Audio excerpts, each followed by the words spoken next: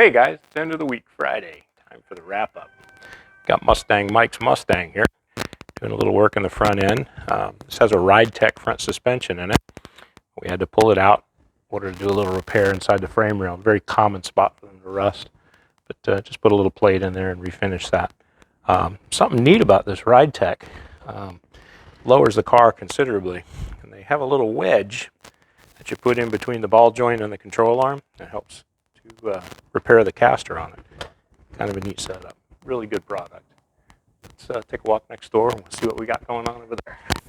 And we got Brian Wolf's car over here. We got his front suspension all cleaned up and painted.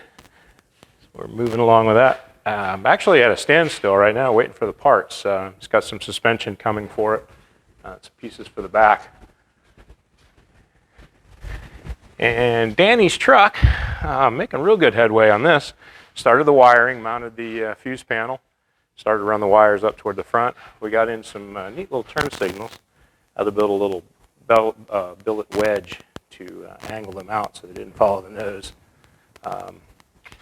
Made a couple little billet pieces to little bezels for the wipers, and basically just working on the wiring right now. But we're making some good headway.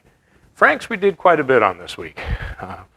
Frank had gotten in the front coil springs, so we got the springs in it, got it set at ride height, finished bleeding all the brakes, set the balance bar, e-brake is done. So now I'm working on setting up all the gaps in the lines so we can get the windows set and adjusted, and the next step will be putting the interior in. So we're making real good headway on this. It's pretty much set at ride height.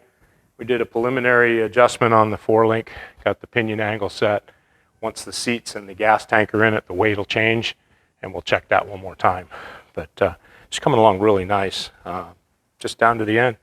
Get that interior in there and do a whole lot of polishing. But she's getting there. So you guys have a good weekend. Be safe. We'll see you next week.